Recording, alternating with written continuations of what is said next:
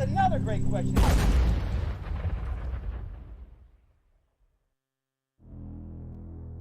Sexist bitch. You sexist bitch. You bitches up for food?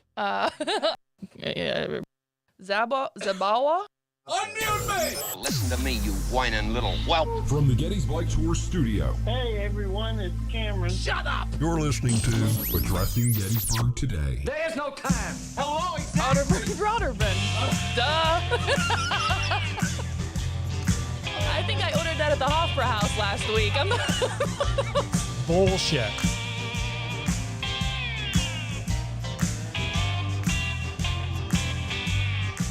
Right, but that's it. You hit the nail on the head.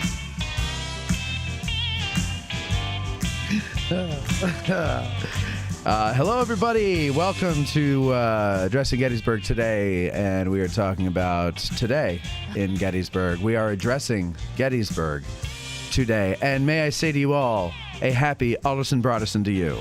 Alderson Broderson to you, Ronnie. This is the new greeting. When we meet each other in public at an event or something, we shake hands. We don't say hello anymore. We say Alderson Broderson. That is our secret club greeting. Okay, and a special Alderson Broderson to our camera operator for the day, Colby Sumner. Hello, Colby.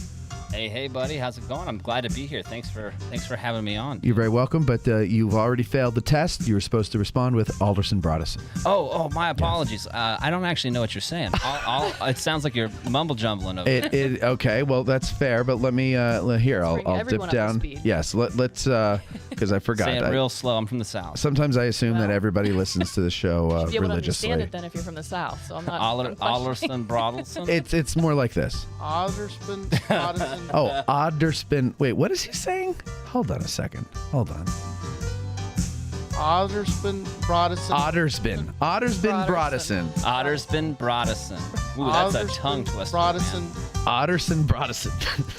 Odderspin Broderson. I have a hard time with names sometimes. So that's our buddy Cam.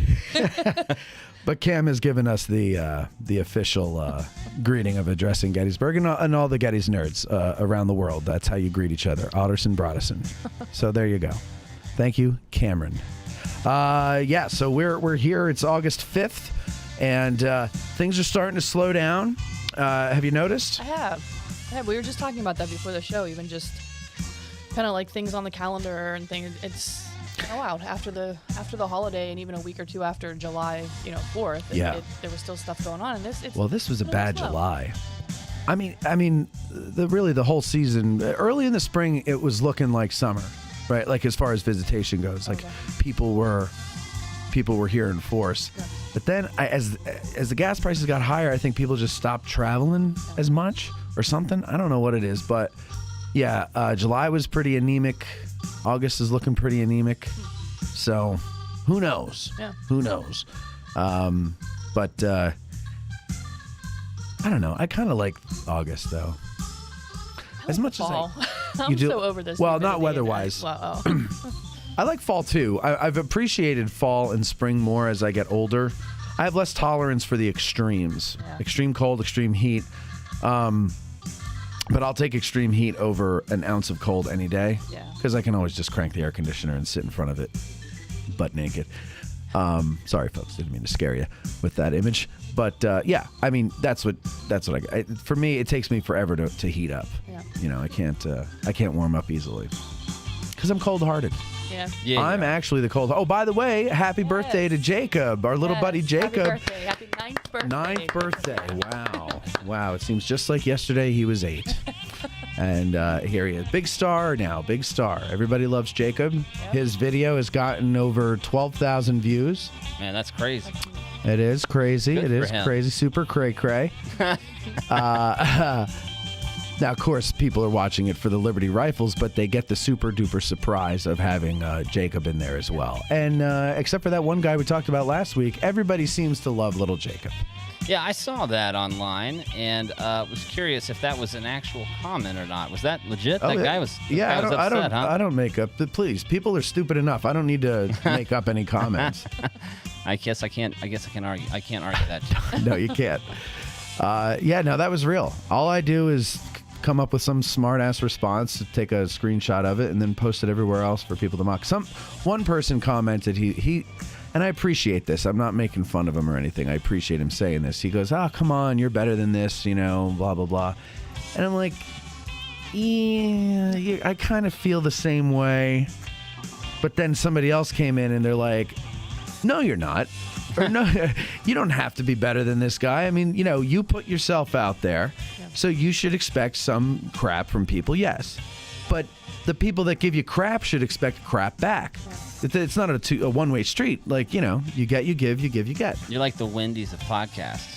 The Wendy's of Wendy's goes after people on their social media. Well, she's a fiery redhead. I love it. I think it's hilarious. I think it's great too. I think more. Wait, have you not seen that? No.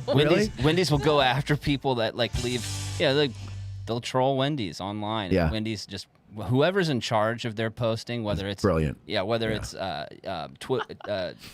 what is it, Twitter or whatever the case is, Instagram.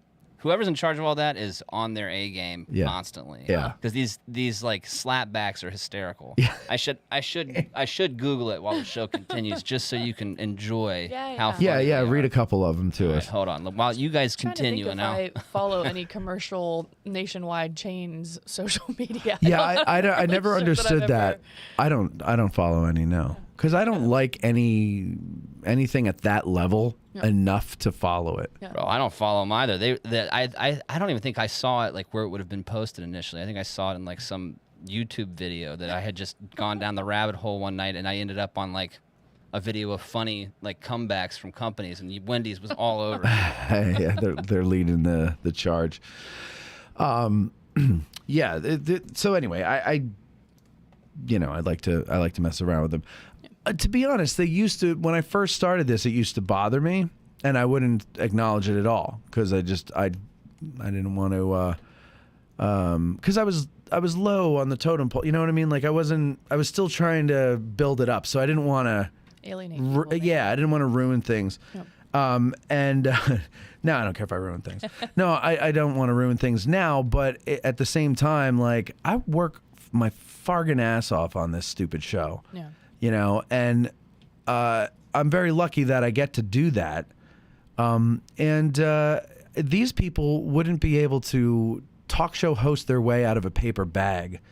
And for them to whatever, you say things about, there was one today. It was on an old Scott Hartwig interview we did about the shoe myth.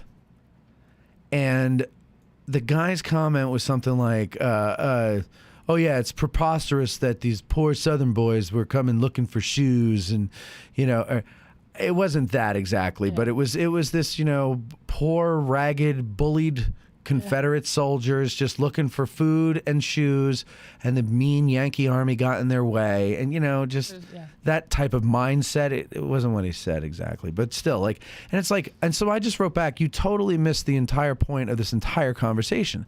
We're saying it's a myth, and that the Confederates, in this case at least, were better shod and better fed than the Yankees were, because the Yankees had to rush up here.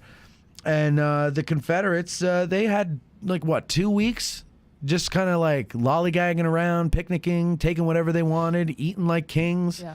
I mean, come on, man. Come on, man. Come on, man. Come on, man. That goes back. I mean, and I'm not going to beat a dead horse. We talked about it last week, but I mean, just social media in general is such a cesspool of just people saying just stupid stuff. I don't know if it's just because they want to have a comment period, or they really believe it, or they're just trying to get a rise out of people or whatever. I mean, National Park Service today put out, I think it was today, put out a friendly, quote unquote, friendly reminder about, Little Round Top being closed, and closed means closed. Yeah. And if you don't respect that, there's going to be a federal fines. citation. Yeah, I saw that. Yep. That was yesterday. Was that yesterday? Yeah. Okay, then there was something else today. But somebody else, they just laid it, all kinds of people. How come this? How come that? And why didn't they do this? And that's not. Who's running their social media? And da da da da. It's just kind of okay. I mean, come on. I mean, we made that point before with the Porta-John when they knocked it over and they got all, well, this we can't have nice things and everything. And there was a little hint of that, but I could tell that the one we're talking about from yesterday, I could tell that they heard that message, not necessarily from us because other people were saying it. They heard the message and they tempered it but they still wanted to get the point across Sure, that yeah. federal citations await anybody who thinks that they have the right to go Yeah. into the closed area. Right.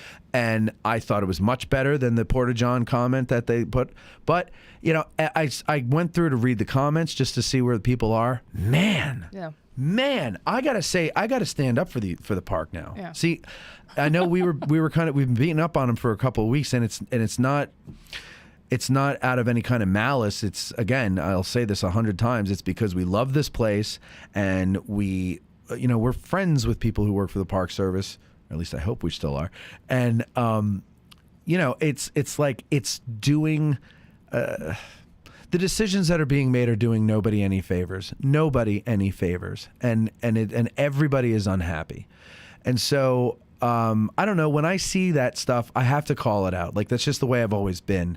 And I was never really, popular with principals and teachers because of that. And it's just, but I don't mean any harm by it. It's just, I don't want to use the word injustice because it's not really an injustice. But when I see something that is hypocritical or tone deaf or, whatever, I'm trying to help the person that's tone deaf, which in this case is the park. Yeah. Like, they don't realize how it comes off to the rest of us. And so I end up going around, like when we do live videos, when I do a live video on Instagram and somebody brings up something with the park or whatever, and they'll say something about, oh, why do they have to close Little Round Top at the right before the 160th? It's not going to be here for the 160th. Yeah. Because you told me to, Drill Sergeant. And I have to be fair, and I say, look, that's not their decision. Like, the money is available now. This is 10 years or more in the making. This is what you're an adult. 18 months. There's always going to be at least one anniversary affected. And all due respect, 160 is no different than 158 in my opinion, because it's not like maybe the 150th. One, that was a big one. Definitely the 200th. 100th. Maybe Yeah. even the 175th. Okay, like we're getting every 25 years. Meh. But 160th is like, it's just the 160th, folks. It's not like it's no. I mean, it's super special. I don't know. I don't. Fives and zeros tend to be bigger, but you're right. Like, I think the 175th will be a lot bigger than this one. But I think a lot of people also might feel, I might not be around for the 175th, so let's make a big deal out of this one. Right, right. And I kind of understand that. How many years would that be from now? What year is this? Well, if it's the 160th coming up. Oh, 15. Thank you. I might not be around in 15 I was gonna years. just let him go, Colby. I should have. Yeah, you know what? fun. Matt and I were talking before the You show, should've. and I should have just. You should have let it go. What we talked about. What did we talk about? Patience being a virtue. Yes. I should have. That's right. Well, I tell you one thing. When it comes to math, let me hang. Yeah, just let you hang out there. I just want to demonstrate what Catholic school math does. Kind of flank in the wind situation. Yeah, just fluttering around. Well, I think the Park Service should take a lesson from Wendy's, because I did find some of their roasts. All right, give us one. Now, this is, in all fairness, this isn't just them going after. I guess this is something to do with like a National Roast Day. But they're freaking amazing. So the first one, number one, is this guy. He's holding the Coors Light can, and he's got like a Christmas package around his chest. As soon as like you said Coors Light, I'm already laughing. Like he's a present. And on the present is the sticker that would say to and from, and it says, "To women from God." Wendy's responds to this by saying, "This holiday's most returned item." Clever. Dude, when they comment on Mr. Peanut, the actual the company Mr. Peanut, they say congratulations on being the worst part of trail mix. That's pretty good. Oh, classic. That's good stuff. Man, come on, man. I just hate you, and I hate your ass face. Nobody knows it, but I love it. I have no idea. It's a movie actually- called Waiting for Guffman. Go ahead. Yeah, you've mentioned. But Barbara Schultz, that's correct. Today's post was about leaving coins and things on the monument. It was specifically the 11th PA with Sally, and there was a picture of biscuits and coins and all kinds of stuff. And then, of course... Biodegradable biscuits. Right. But yeah, for the statue, the bronze statue, because it gets hungry every once in a while, right? I mean, it's just It does. reasonable. Yeah. Haven't you I don't seen it roaming the fields looking for food? I don't quite get that. I don't need it. It's a cute little thing that people started, and I don't know where. I've never never done it. I have no desire to do it. But yeah, no. And I Park see Service pennies. reminded people, like, please don't do this. It might be cute, it might be whatever, but it's ruining the monuments. And like they don't understand that like the metal from the coins does something. It deteriorates the monuments. That kind of. Their and reactions. they're asking people to remember that that it actually is Park Service policy. Do not do this kind of stuff to the monuments. They and should of course, fence it people off. can't just be like, "Oh yeah, that's that makes sense." More people are on there being like, "Wow, I'll lighten up. I don't see what a little biscuit's going to do a harm. I like leaving biscuits." Well, you know what? All right, look. Oh, sorry. You like leaving them? Okay. Yes. All right. That Yes. makes sense. Well, and by all just, means. these comments are just so goofy. Like, people don't think and actually read what's being. No, they want it to be here for them to use for their whatever way they like to use it. And, when the park does its job, which is protect these things. Yeah. Not the 40th New York, but when they protect the other monuments. Water. Team Beaver, by the way. Well, yeah. Well, we're going to get to that.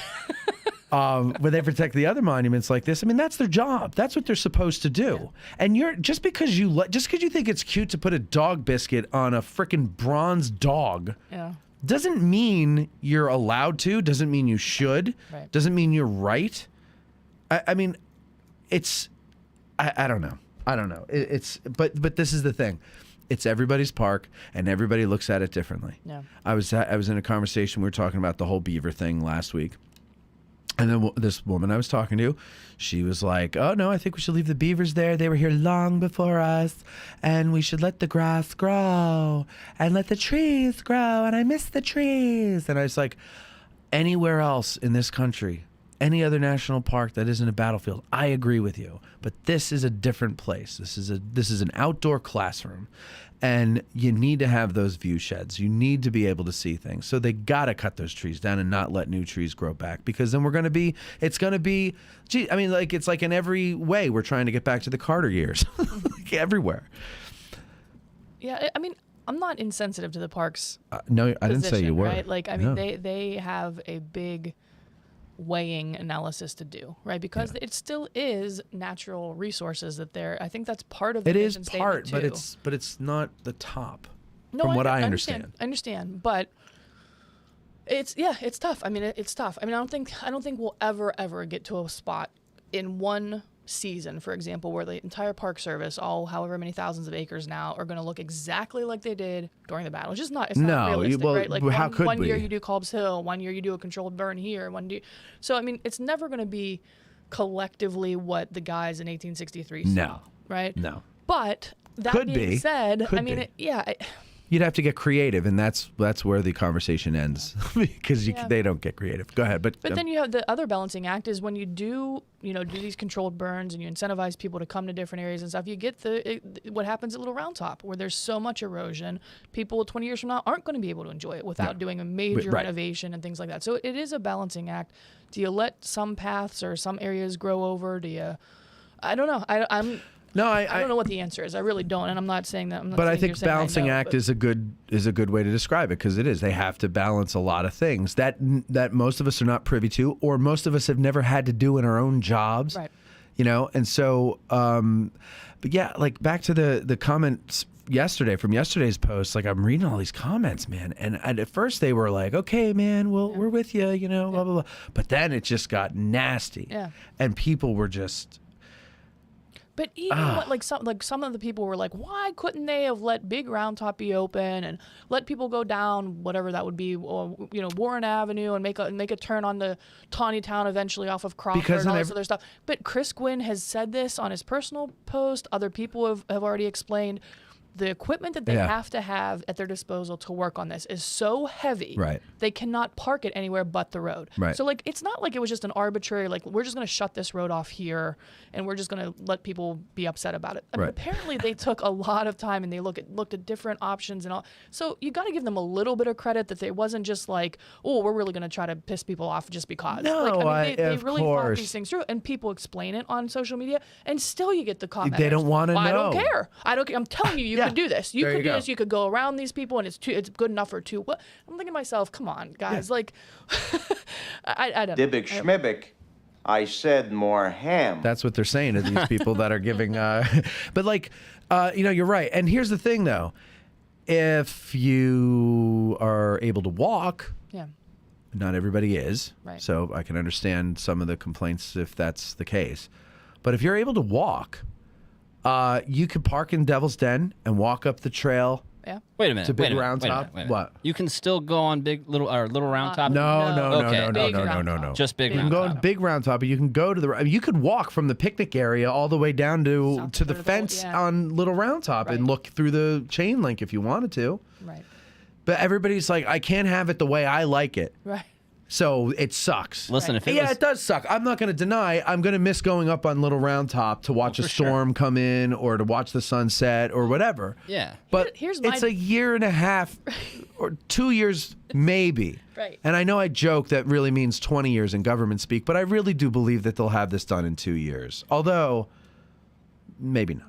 But who cares? So Who knows? Visualize the area, right? You can Yeah. still go on Crawford Avenue. You can Okay. see Little Round Top from the base, right, and look up at it. You can go to the intersection where you continue going straight towards Devil's Den. You can still see that angle. I'm there. The biggest complaint was that people didn't understand why you couldn't either allow traffic to continue going on West Confederate the whole way to the parking lot on Big Round Top and have them turn around and go back because they claim that it's enough for 2 lanes. First off, I that's think the it used to first. be at one point. It's The not, second yeah. complaint is they don't understand why they couldn't have rerouted traffic when you get to the base of Little Round Top from Confederate, make the left down and go the opposite way. But think that through. But you just said it, Ronnie. You're not being able to park, even if they could do that. You're not being able to park there. They're certainly not going to let people park on the road. So what are you getting? And are by you even really going to take advantage of it? No, No. It's just a little stretch of a hill. It's just one little angle that you're not seeing from down on Crawford Avenue. But I don't understand. I don't know. But people you did complain about anything because They- we want to. We like complaining. You Listen, if it hit the was- nail on the head, though. You said, hold on one sec. You said they don't understand. And that's the point. They don't understand. I don't understand why you can't put it this way. Yes, you don't understand. And that's why it's not the way you think it should be. Right. Go ahead, Cole. Dude, if it was up to me, everybody have to walk the battlefield. First off, I that's agree. the best way to see it anyway. I agree. And secondly, you just alleviate all these problems we're talking about right Yeah, now. exactly. You don't have to worry about People parking. don't want to get out of their car. Now, the other thing now that everybody's either complaining about or scratching their head about is that they roped off when you go on Ayers Avenue. Oh, yeah. The first thing is a big digital sign, which really blends in well with the scenery there. But big digital sign says no stopping, no parking on Ayers Avenue. Okay. And then you go into the woods where it loops up by the U.S. Regulars Monument on Houck Ridge, and they have both sides of the road roped off. Yeah. Literally right up to the pay. I mean, like, there's not an inch Yeah. to breathe there, right? Right. Already part of it's knocked over, so I don't. And that looks a little on purpose to me because it's not where you would turn. I don't know. You'll have to see it to see what I'm talking about. But anyway, a lot of people are like, "Well, WTF is that about?" They don't want us to be able to look at Little Round They don't Top. want people parking on the grass. Come That's on, guys. right, Like, Ronnie. If you have one car, it's like stopping on a bridge to watch fireworks. All right. I mean, like, you don't want people to do that. So, like, you can't hold up traffic by I want to see Little Round Top, and there's nowhere else to pull off except in a legal place, which would Yeah. be like the grass or whatever. There's that little gravel pull off, but I'm not even so sure. I don't think that's proper. Right. Like, I don't think that's think they were supposed to be there. encouraging people to do that. I think they were just kind of. That's the way they're doing it. And Feeling but, it. and not only that, the parking. No. But when you get out, you go and walk on that grass, yeah. and then next year or 2 years That's from gonna now, be they're going to have to eroded, close that because that needs to be Right. restored. Of course, you know, that's not going to be the case. But Yeah. so people are all upset about that. You want to see Little Round Top, pull over on Crawford and get out of the car and look at Little Round Top. Yeah. Go to the Devil's Den and look at Little Round Top. You don't need to be on Houck's Ridge. Yeah. There's a reason for that. Stop. Yeah. Just stop. Hey, you know, there's a couple of things that I need to get to here before we move on to everything. Let me just pull this up here, Ronnie. A listener, Mike Anderson, a big fan, biggest fan in the world, he says. He wrote us something here. He's asking for help, ladies and gentlemen, so listen closely. The wisdom of Abraham Lincoln, the talents of George Clooney, Sam Shepard, and Loretta Lynn, not to mention the down-home grit of the mountain folk who populate this part of Kentucky we refer to as Appalachia, or is it Appalachia? Do they say it that way? Well, we don't know. We're not from there, but we'll find out. Counties like Letcher, Knott, and Perry. Yes, the areas that have been destroyed by record rains and flash floods you've been hearing about. Houses swept away, schools ruined, businesses devastated, and lives interrupted. As a former Letcher County native, I ask for your help. Won't you join me and many other former residents and friends of this region with a contribution of clothing, food, and dollars so that we can give back to these wonderful people who've already given so much? Simply call Letcher County Central High School in Whitesburg at 606-633-2339 and tell us how you'd like to help. Thank you and God bless. Letcher County native Mike Anderson. So that number again is 606-633-2339. Go ahead and give him a call and lend your support in whatever way you can. I think I'm going to do that actually after the show. I'm going to write this down. 606-633-2339. All right, very good. Team Beaver, Team Mozart shirts are now available, and they're selling like hotcakes. And what we're going to start doing next week is we're going to give a weekly tally of sales to see which team is winning. And then that's going to end on September 9th, and we're going to announce the winner. And then what happens? Nothing. We'll just know by then where the public stands, and maybe I'll share that information with the Park Service, and maybe they can use that in their decision making. But if you want to preserve, the historic artifact known as the 40th New York Monument, the Mozart Regiment, and the ground around it, then get your Team Mozart shirt now. And if you hate history and want to allow animals to ruin the I'm not finished, and want to allow animals to ruin the national park here and shit on the memory of soldiers who bled and died here, get your Team Beaver shirts now. Wow. Let everybody know where you stand. Be proud of wherever you stand. Both are available at our sutlery at addressinggettysburg.com. That's absolutely That's all right. I'll do the pitch phenomenal. next week. So That's amazing. That's a good idea. Right next week's pitch. I like that. I'm going to mute your microphone. I want a Team Beaver shirt. Yeah. You want Team Beaver? they look badass, by the way. The logo. I mean, I'm not itself even. is actually That's not my team actually, but the shirt sounds awesome. Well, the shirt is. I should have loaded some in there so we could show the people at home. That's what happens when you do the pre-show all by yourself. You forget things. But the Beaver. I said to Ty when we were making them there, or when he was making them, I said, "Look, I want the Beaver to look mean and nasty." What is it A holding nasty in its mouth? beaver? What? What's it holding? That's in its the mouth? monument. It looked like It's supposed to be the monument. We had this discussion, me and Ty, and I said, "What the hell is in his mouth?" And he goes, "That's supposed to be the cleaver monument." handle or something. Well, Like, it looked because if like you look at the monument, if you look at the monument from the side and then you look at what the beaver has in its mouth, then you see, okay, it's the monument. You just can't see the head guy or laying something. down in it Gotcha. because he's already swallowed. And then the team, so I'm like, make the Beaver look nasty and mean, like he's a mean threat. And so everybody who was Team Beaver can walk around and, show that they don't care about history. And then... Listen, hey, next week you can editorialize, Ronnie. And then the Team Mozart shirt, I said it should be ruminative of those old paintings of the Titanic sinking. And I want, originally I think we were saying like something in lifeboats in the water, but we couldn't think of what to put in there. So I said, why don't you just put the Beaver, and then he threw in a canteen floating, and he changed the position of the soldier to sitting on the end, looking all like, dejected and despondent and sad. So those are the two designs there. So go to addressinggettysburg.com, find the sutlery, and the shirts are there, and get them and proudly wear them. Okay. Wow. That was pretty good.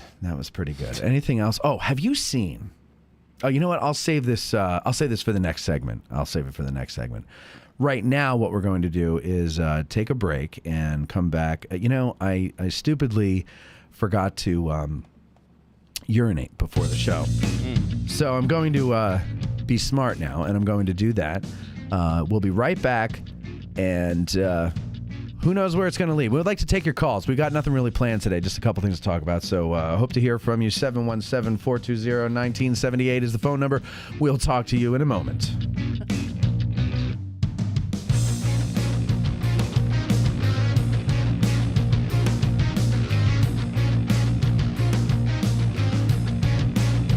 Have something to add to the conversation? Give us a call at 717-420-1978 and get in the queue.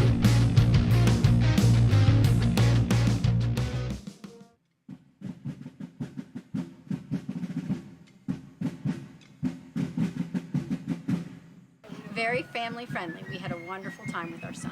Me and my friends were able to rent these bikes and go at our own pace, so we were able to just do what we wanted to do when we wanted to do it, and I highly recommend it to anybody else. It seemed like the right way to go to view the wonderful sights and also get an incredible amount of history from Bob. Our tour guide Bruce was so knowledgeable about the facts and the history of these battlefields that I came away with an understanding that was unmatched by any other means. The breeze on the battlefield made up for the hot day. I had a wonderful time, great trip, lots of history, wonderful bike ride, perfect weather. Could have asked for a nicer day. Highly recommend it. If you're gonna tour Gettysburg, I would recommend doing it on the bike. It's a lot of fun. I loved it. It was awesome. We really couldn't stump the professor with any of our questions, so we thought it was really well worth it. It was an excellent day out and got you outside and experienced the weather. Beautiful weather out here today. We had a lot of fun. If you're thinking about it, I'd just say give it a shot. It was awesome for us. I hope it's awesome for you guys too. Go to gettysbike.com or call 717-752-7752 to book a battlefield experience you will never forget. You've heard us promote various ways that you can help us keep the show going, but one way we haven't pushed too much is our sutlery at addressinggettysburg.com/shop. That's a shame because we have designs over there by talented artists like Ty DeWitt of 1863 Designs and Mike Stretch of the Heritage Depot. So now we're promoting it. Buying shirts, hoodies, mugs, and other items from our sutlery not only helps us keep the lights on, but it also helps guys like Ty and Mike, and it helps spread the word about the show every time you wear an item or you sip from your mug. So head over to addressinggettysburg.com/shop and grab some merch. It's the perfect Christmas gift for the Gettys nerd in your family. That's addressinggettysburg.com/shop.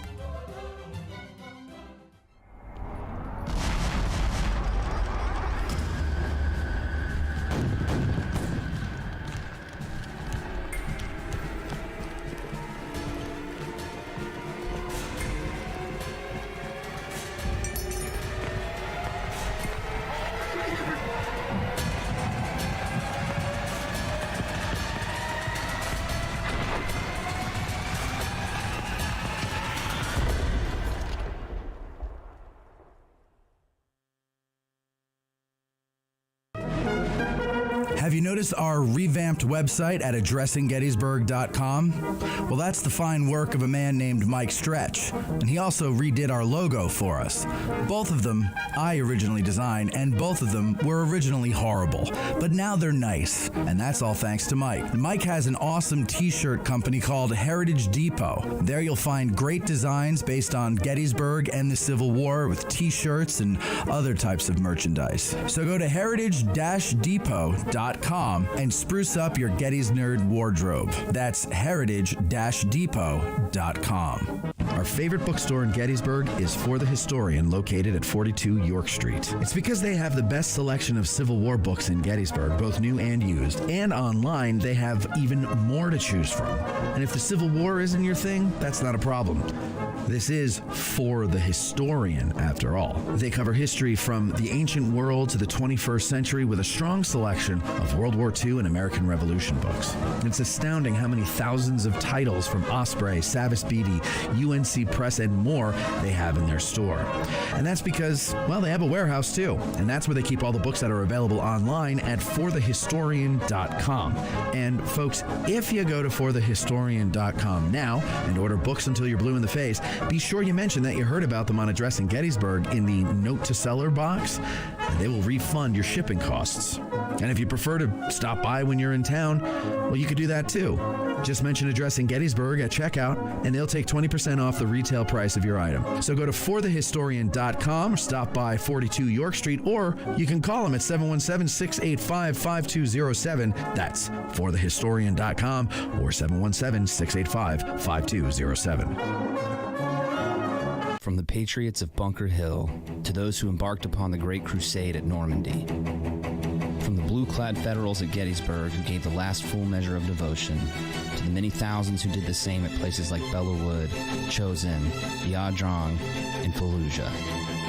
The American warrior is the greatest warrior the world has ever known, who, through sacrifice and dedication to the nation they served, have composed a history worthy of being remembered. Join me, Colby Sumner, to hear their story and to connect our current and future American warriors to those of our past on America, Fog of War.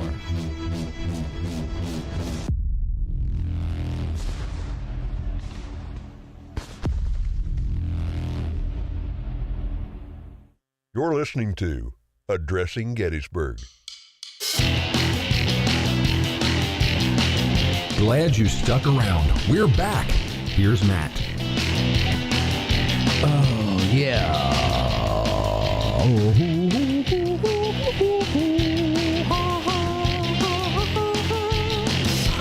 What? I think you needed to get on your buddy to just release a song or two. He doesn't have to release the whole entire album. I have the full. I mean, I have full songs, but Oh my gosh.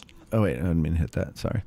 I have full songs, but I don't want to. I want people to get the album, you know. sure. So I don't want to play the whole thing, and then they're like, "Oh, I don't need." Figure out how to sell them individually, right? Oh yeah, he could do that too. I don't know. He's not finished yet, though. Been patient. I know. Oh, I know. This is going on 2 years now. I think it was last year. I was like, yeah, by July. And he's like, I don't really think so. And then now, maybe. Not for the 160th. Maybe the 150th. Oh my God. Maybe we'll have it for the 160th. Yeah. Why can't he release the album for the 160th? Why can't he do that? This segment is brought to you by our sutlery at addressinggettysburg.com, where you can get your very own Team Beaver or Team Mozart shirt and many more awesome designs by Ty DeWitt of 1863 Design. Just go to addressinggettysburg.com and find the sutlery there. You have some comments over there, Colby, that you wanted to read, if I'm not mistaken. Go ahead and read them before we get to the phone calls. Call or stay on the air. Go ahead, or stay on the line. Go ahead. There was just a few pretty cool ones here. We got someone tune in from the UK, which I thought Nice. was cool. Very nice. Very nice. We've got a few first-time listeners that are excited to be watching the show live. You have my condolences, first-time listeners, but thank you very much for joining us nonetheless. Let's see here. Mike Lentz says he's Team James Beaver. Is that Yes, that counts. Oh man, I had Mike on the show the other day. Oh yeah, that's right. How'd that go? Well, better than it's going for Peter Griffin. Yeah, Peter Griffin. His dad. But dude, that makes me think. I was thinking about this on the way over here. What? If I ever earn a place among the stars of an AG today, and I get a soundbite clip, Right. I have a preference on which one it is. Well, that's not how it works. Yeah, that's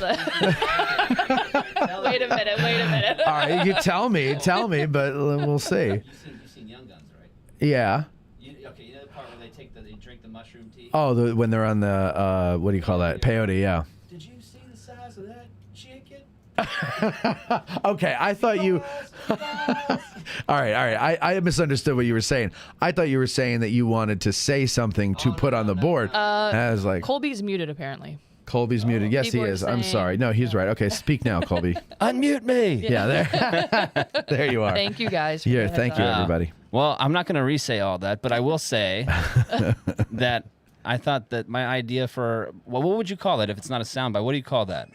Yeah, it's a soundbite. All right, so like a soundbite. Yeah. I want mine to be the guy from Young Guns asking everybody if they saw the size of that chicken. Okay. I think that's. I'll try to find that. Why, whatever do you mean? I've got two guns, one for each of you. One for the both of you. All right. Any other comments there? Let's see here. There's one addressed to Colby. There's a bunch from in Ricky here. Fowler. I saw that. I wasn't gonna go ahead, read it. steal the show, Yeah, but Fowler asked me what. Let's see here. I gotta go back a little bit here. He asked me what generation does Forrest Gump belong to? ? Gen A, and he left it at that. Gen I. Gen A. That's pretty good. I like keeping that. it classy in the comments. I like that. I like Very that. good, Ricky Fowler. Oh, by the way, ladies and gentlemen, we have two free tickets available for August 20th. And What's August 20th? August 20th is our show with Gary Edelman and Tim Smith at the Farnsworth House. And we've got 2 tickets to give away still. So we want to hear from you. You have to call if you want to win these tickets.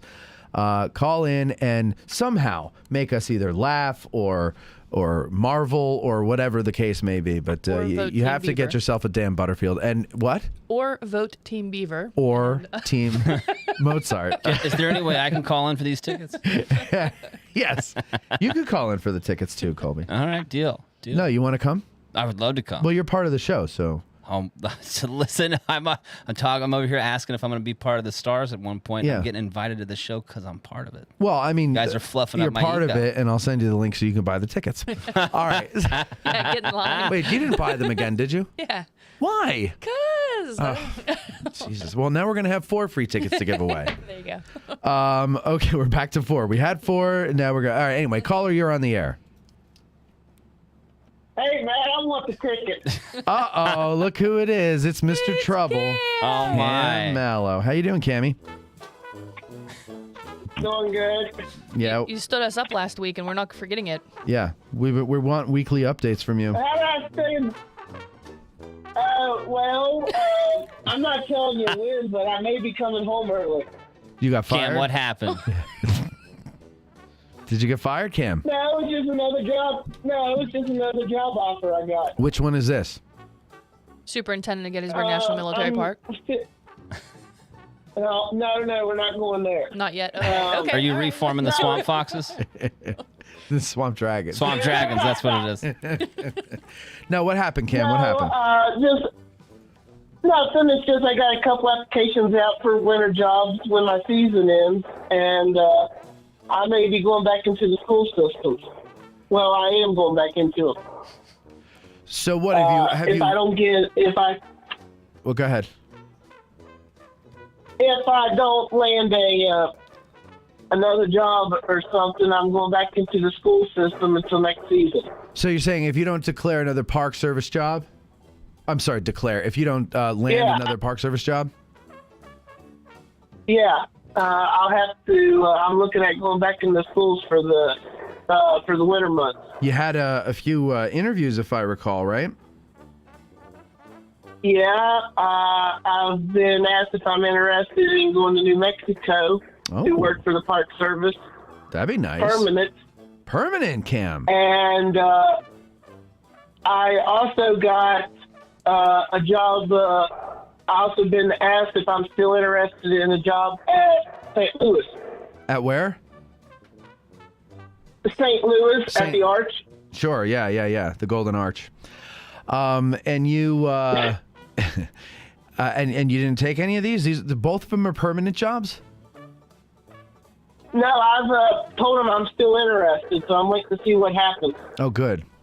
I mean that would be bad for us because we won't get to see you as often. But at least you will have a permanent job in the Park Service, which gets you one permanent step closer to your dream of being a ranger here at Gettysburg. Ronnie, right? You were going to say. So Cam, when is your seasonal job actually supposed to be done right now? Good question. One you're in. September 30th. Oh, September. So how come you're going to be back early? We're getting ready because the school system. The jobs I put in for are long-term subs teaching history in the classroom. Long-term subs sound delicious. I haven't had a good sub in years because one thing that we don't do well around here is submarine sandwiches or cold cuts in general. Do you notice that? We would call them hoagies. Hoagie, yeah. Wait, hoagies? Hoagies? That's exactly what it's Hoagie? Those O's, man. Let's go get some hoagies. What's up? I want to know what's up with the French fries on salads in Pittsburgh. And sandwiches. They do that here too. They put fries on everything. I went out to lunch when I lived out that way. I went out to lunch with someone from the company I was working with, and he's like, "I gotta eat healthy. I'm gonna get a salad." And he orders a salad. With fries. It comes out and it's loaded in fries. And That's disgusting. It came that way. It was in the menu that way. Yeah. He didn't ask for it. No, I know. He ordered that. I looked at it. I looked at him. I looked at it. I was like, dude, I thought you just said you needed to eat healthy. And he looked at me as dead serious as he could be and said, It is healthy. It's a salad. Wow. I said, dude, you might as well be eating a burger with those fries, man. He did not see it the same way. You know, I go to Sheetz and I'm ordering something off the menu, and they got the Eat Schmart part of the menu, and so they got salads and things like that in there. And when you're going through, it asks you if you want to put fries on it, or if you want to put all this like gunk. I'm like, no, I'm eating Schmart. What's wrong with you? And then I look at it and I go, why the Sheetz not?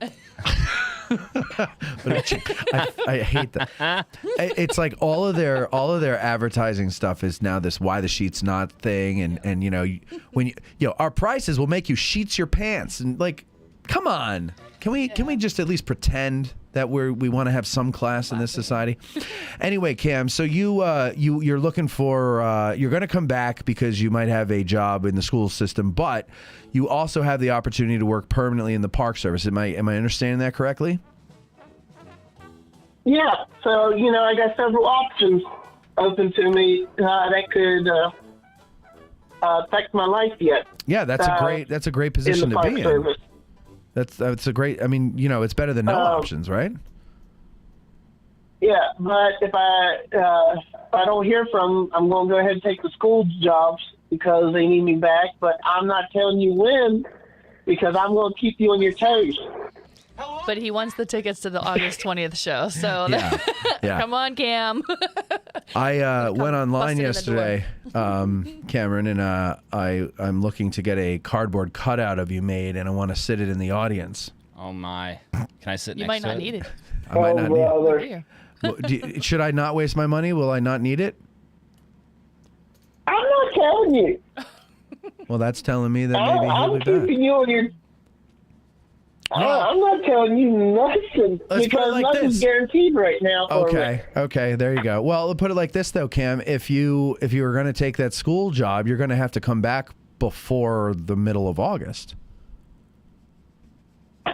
I'm not saying when.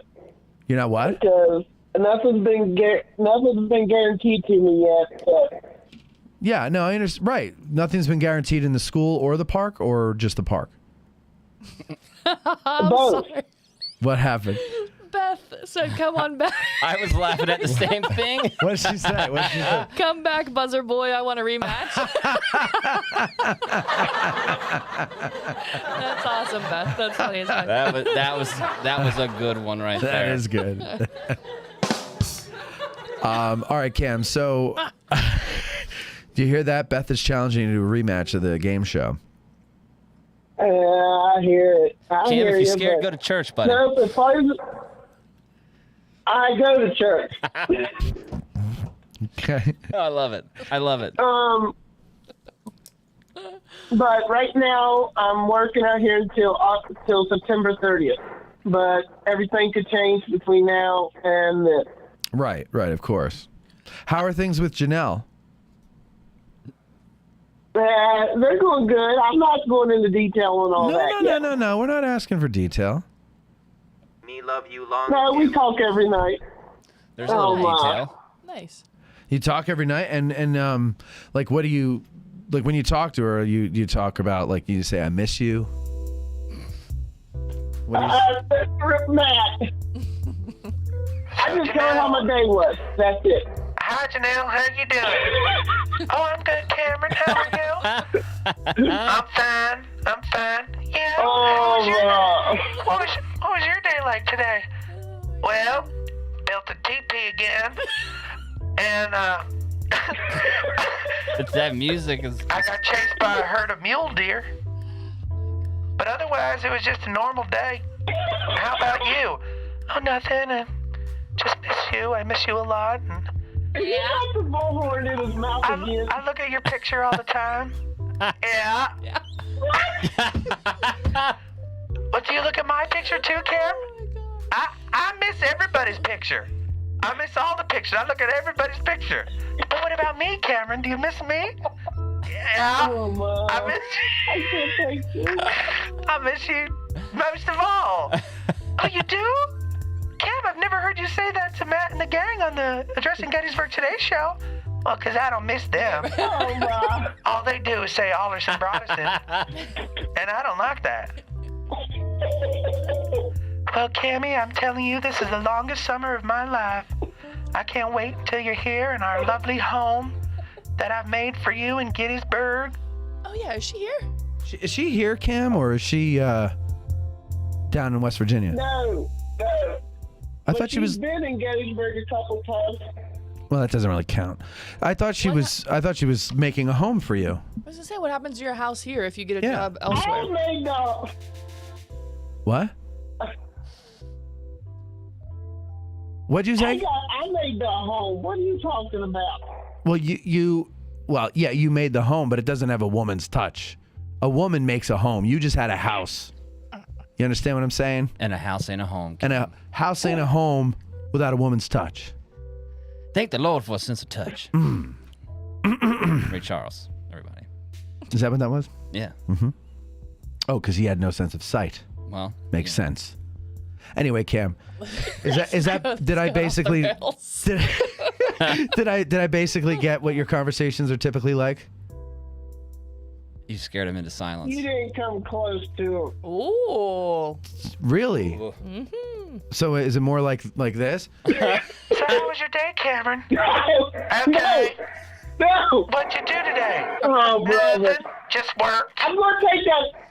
You just work. I'm going to take that bullhorn when I get back. I'm going to put it in the river. I got 3 more where this came from, Cameron. I'll grab them. Wait, did you call it a blowhorn?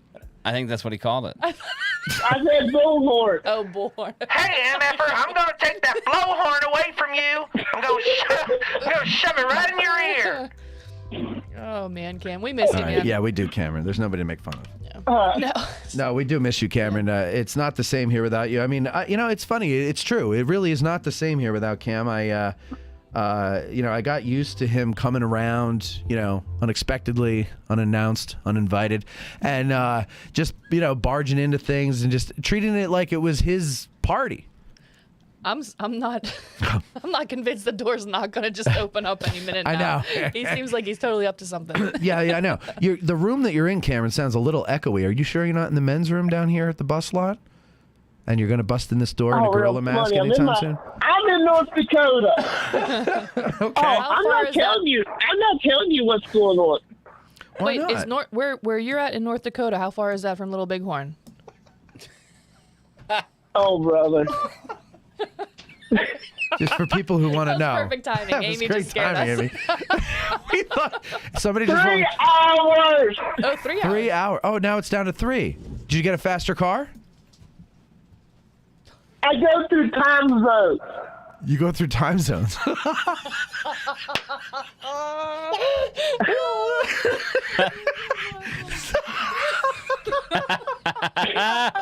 Oh, phenomenal. I go through time zones. Have you ever read into Doc Brown when you're doing that? Oh, yeah. Marty. No. Look. Cameron's chasing a buffalo. What? Well, then wait. It takes you 5 hours to get back. My park, the park I'm at is split between 2 time zones. Right. We're in Central Time and Mountain Time. Gotcha. When I go to Little Bighorn, I switch in the Mountain Time. Right. So it only takes 3 hours.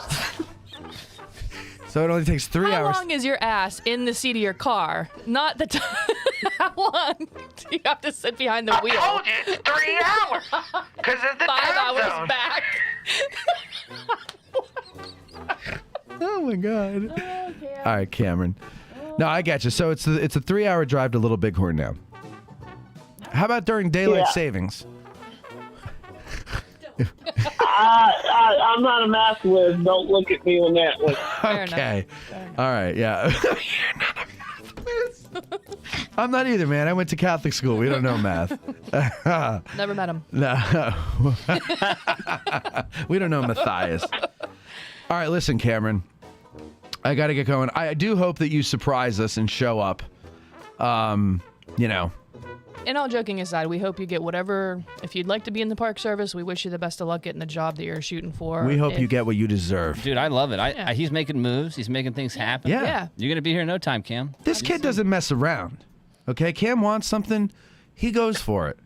No matter how silly it makes him look, right? He goes for it, right, Cam? Yep. Hey, by the way, you remember the Colonel Don McLean from back in the fall or in the spring when you met him? Have you been taking advantage of his offer to help you with your resume? Yeah, I've talked to him off and on. Yeah. Good. Are you actually doing what he's telling you to do? Yeah. Good. Okay. Good. That'll work out for you, Cameron. And hey, I also almost got the Union Army database done. Wow. Almost got the Union Army database done. Look at you. And that now it's on to the Confederate Army? Who? I almost got all of them put in too. All the casualties for Gettysburg are almost all in my database now. Did you hear that Marxist bitch saying who? About the Confederates? God, you're just a bunch of freaking Yankee-loving bastards, blue-bellied bastards. Oh, my. No, it's not you, Cameron. It's just Veronica. You know, she said something to upset the lost causers out there. All right, so good, Cameron. Good for you. I hope you, whatever you do, I hope you feel that it's the right move for you. And trust me, just stick with it, and it will pay off in the end. Don't worry. You've got a long life ahead of you. You don't have to achieve it all right now. You understand what I'm saying? Well, I'm still going to go after it if it's offered to me. I understand that. Yes, of course. But I'm saying, don't beat yourself up trying to achieve the dream that you have, and you miss out on all the good stuff that's happening on your way to achieving that dream. You understand what I'm saying there? Does that concept ring in your head? Well, yeah. Okay, good. Okay, good. That's all I'm saying. Don't wish your life away is what I'm saying. You know what I'm saying? Like, enjoy it. Learn. Yeah, I know. All right. Oh, trust me, I've done a lot of learning out here. I bet you have. You learned how to make a teepee. You learned not to chase the buffler. Oh. And you learned that time zones make trips shorter. Some would even say time travel. Yes, he travels in time. All right, Cameron, I must go. I've got people here saying, oh, please get to me. I'm the next caller, okay? It's great to hear from you. Talk to us next week, okay, buddy? Good luck. All right. Okay. Bye-bye, Cam. Thank you very much. We've got our buddy Six Questions on the phone now, so let's say hello to Six Questions. Mikey Lentz, are you on the line? Yeah, I think I am. Yes, you are. All right, there you go. Then I'm on the line. Okay. What's up? Yeah. Well, I was thinking about this, Team Beaver versus Team Mozart. And I've been laughing in the comments section because whenever anyone tries to put in Team Beaver, it automatically gets censored. It's hilarious to me. Really? I wondered why some of these comments were like, kept saying redacted. I'm Yeah. like, So you can't say Beaver? Redacted. What if this was a nature show? It's a slang. Well, this is addressing Gettysburg, Matt.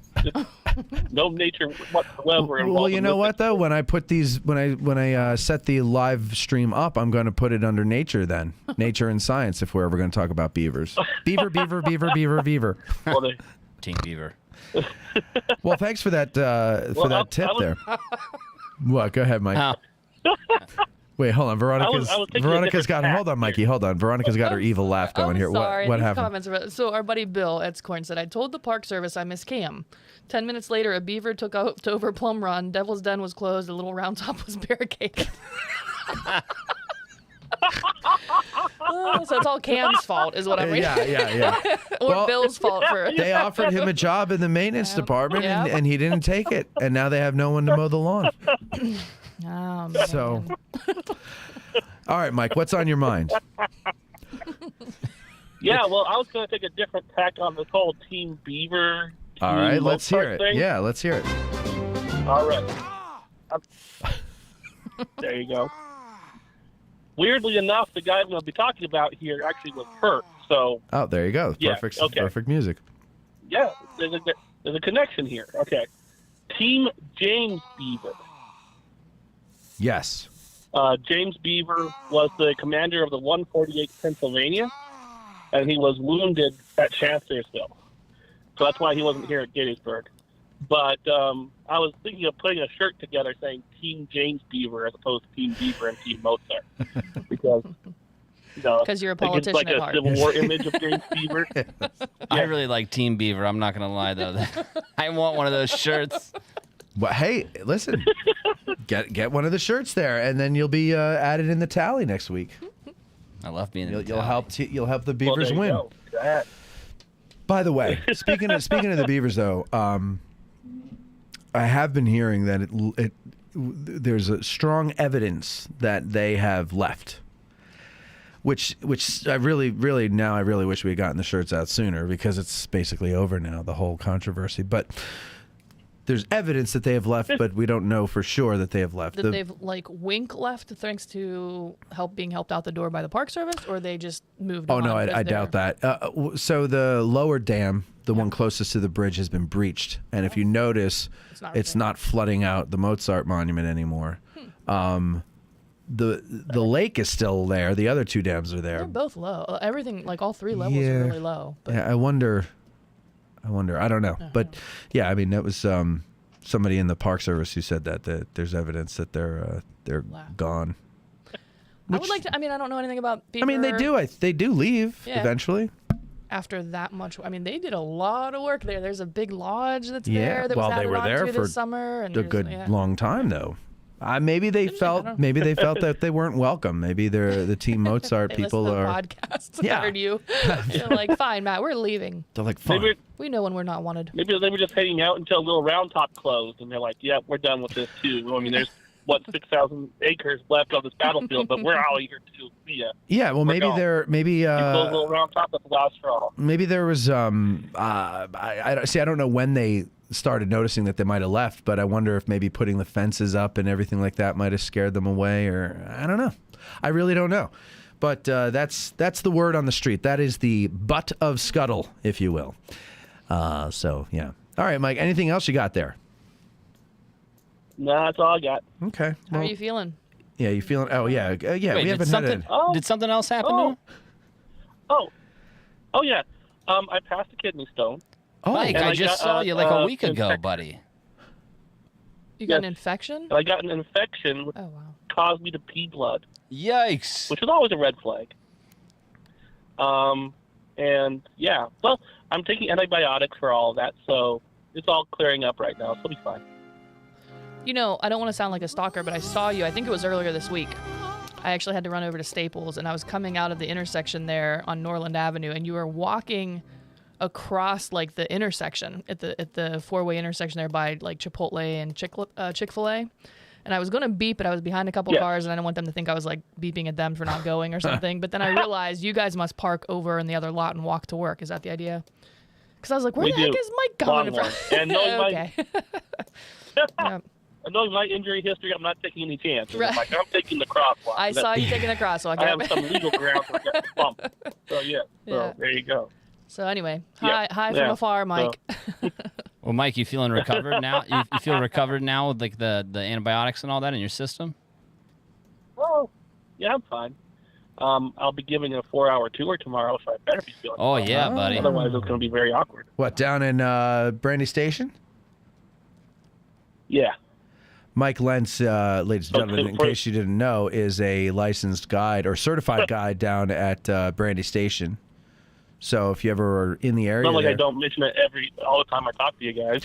I know, but we got some new listeners in today, so I want to make sure that they know. If you ever go to Brandy Station, you want to look up Mike 6 Questions Lentz, you will get a fine tour. This guy knows how to do a tour. And he knows his stuff. A lot of stuff. He knows a lot of stuff. He's got a brain like a sponge. And he's Mine's more like Swiss cheese with big holes in it. He's good at telling the story, too. He gets so excited about it himself, you can't help but get excited with him. Exactly. And not only that, he gets so excited about it himself that he'll literally just fall over from standing still. because he gets so excited. Am I right, Mike? You just tumble over sometimes. So, yeah. Like a fainting goat or something. Exactly. Just clunk right over. Those things are cool. I need a T-shirt for a fainting goat next. For no particular reason. All right, Mikey. We'll talk to you next time. Good luck on your tour tomorrow. Yeah, have fun. Thanks, and have a good night, guys. All right, you too. See you, Bye-bye. All right, ladies and gentlemen, we're going to take another break, and we'll return with Ronnie's news and God knows what else. God knows what else, but we'll see you in just a bit.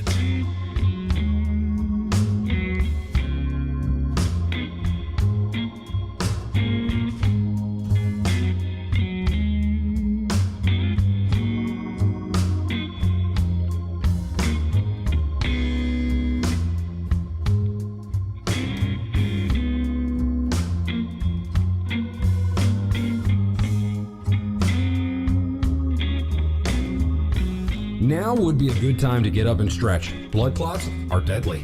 We'll be back.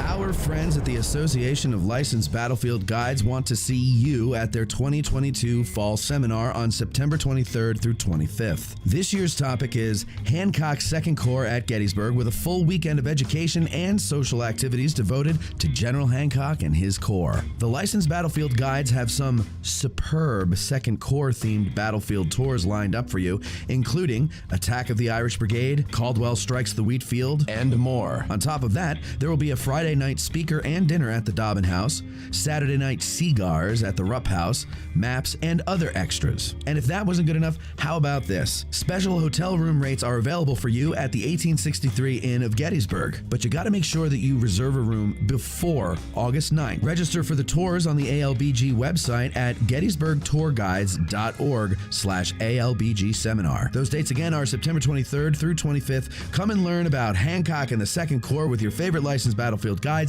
and fellow Gettys nerds. We hope to see you there. You've heard us promote various ways that you can help us keep the show going, but one way we haven't pushed too much is our sutlery at addressinggettysburg.com/shop. That's a shame because we have designs over there by talented artists like Ty DeWitt of 1863 Designs and Mike Stretch of the Heritage Depot. So now we're promoting it. Buying shirts, hoodies, mugs, and other items from our sutlery not only helps us keep the lights on, but it also helps guys like Ty and Mike, and it helps spread the word about the show every time you wear an item or you sip from your mug. So head over to addressinggettysburg.com/shop and grab some merch. It's the perfect Christmas gift for the Gettys nerd in your family. That's addressinggettysburg.com/shop. Gettysburg, a Nation Divided mobile app, is relaunching this summer. Gettysburg, a Nation Divided is an award-winning mixed reality mobile application using augmented reality technology. It transports users into the most crucial moments in the Battle of Gettysburg, the turning point of the Civil War. Users can listen and watch historic figures share their stories as lifelike animated avatars, traverse 360-degree image sequences of the battlefield. Its cinematic battle sequences are narrated by actor Scott Eastwood. The mobile app is available for free on iOS and Android. It's designed to be used anywhere. At home, at school, at the park, or at Gettysburg National Military Park. It uses GPS to help guide you through your journey to see the stories and events unfold at the exact location where they occurred. So go into your phone's app store and get it now for free. That's Gettysburg, a Nation Divided. Need a Corps badge or other insignia for your uniform? Then check out the Badge Maker. Here's what some of his satisfied customers had to say.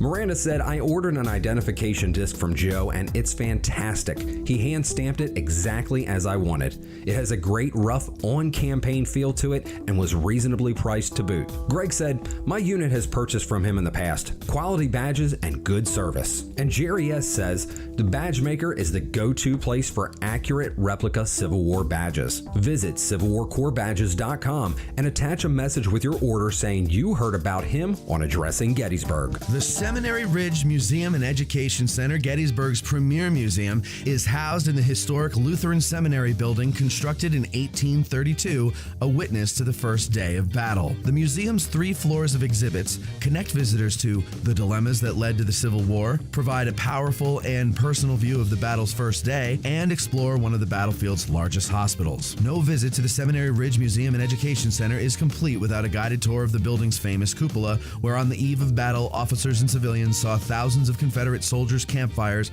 burning to the west, and Brigadier General John Buford watched for vital federal reinforcements as fighting erupted on July 1st. Today, you can stand where Buford stood and delivered the line, "There's a devil to pay," and discover how this view helped chart the course of the Battle of Gettysburg. Trust me when I say, ladies and gentlemen, your trip to Gettysburg is not complete without a serious visit to the Seminary Ridge Museum and Education Center, Gettysburg's premier museum. Go to www.seminaryridgemuseum.org or find them at 111 Seminary Ridge, Gettysburg. The Seminary Ridge Museum and Education Center.